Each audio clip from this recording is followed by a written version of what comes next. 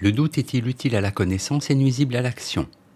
Thèse. Il faut d'abord douter de tout avant d'accéder à la connaissance du vrai, mais le doute paralyse l'action. Antithèse. Une action aveugle est rarement une action qui réussit. Réfléchir et douter avant d'agir est l'attitude la plus efficace. Thèse. Le doute est utile à la connaissance et nuisible à l'action. C'est en remettant en doute ce que l'on tient pour certain que l'on avance dans la connaissance. Mais concernant l'action, on doit s'en tenir à des décisions sur lesquelles on ne revient pas. Il faut faire table rase de tout ce que l'on croit savoir. On sait que Descartes est parvenu à sa célèbre conclusion « Je pense donc je suis » en mettant en doute toutes ses connaissances, qu'elles proviennent de ses sens ou de sa raison.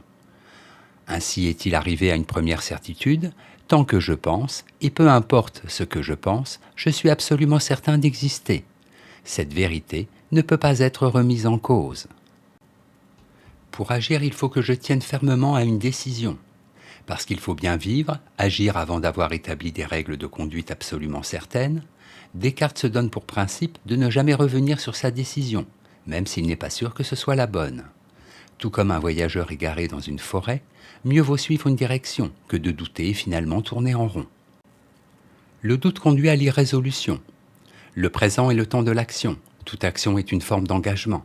Celui qui doute de ce qu'il doit faire au moment où il s'engage sur un passage piétonnier risque fort de se faire renverser. L'âne de Buridan est bel et bien mort de n'avoir pas su choisir entre le seau d'eau et le seau d'avoine qui se trouvait à égale distance de lui. En bref, le doute est avec l'étonnement à l'origine des progrès de la connaissance.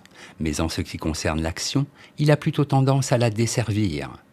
Je ne peux en même temps agir et réfléchir. Antithèse. Le doute n'est pas nuisible à l'action. Une action qui réussit est une action pensée. C'est une illusion de croire que les hommes d'action se passent de réflexion. Si ce peut être le cas, la réussite est uniquement due au hasard. Premier argument, la supériorité de l'homme est qu'il pense. L'homme n'a pas l'acuité et la précision d'un aigle qui fond sur sa proie. Il n'a pas la rapidité de la mangouste qui déjoue les attaques du serpent à lunettes.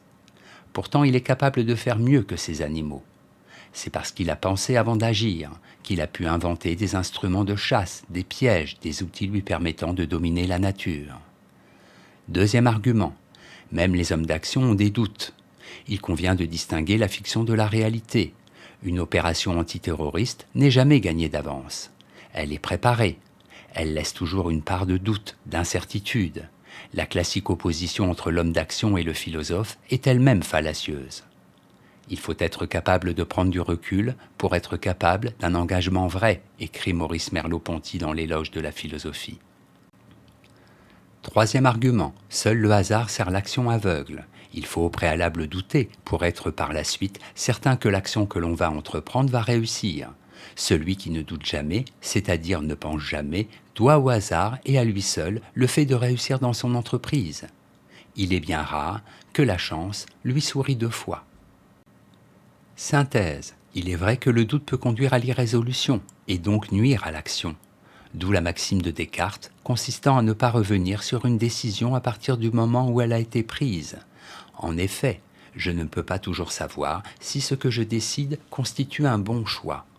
Pourtant, en bien des circonstances, je dois agir. D'un autre côté, on est forcé de reconnaître que c'est bien parce que l'on pense, et donc que l'on doute, que l'action gagne en efficacité. L'animal ne doute pas, l'instinct le conduit à agir de telle façon et non d'une autre. L'homme est parvenu à dominer l'animal parce qu'il possède ce qui pourrait passer pour un défaut, le doute. Or c'est précisément ce doute qui stimule sa quête de connaissance et rend ses actions plus efficaces.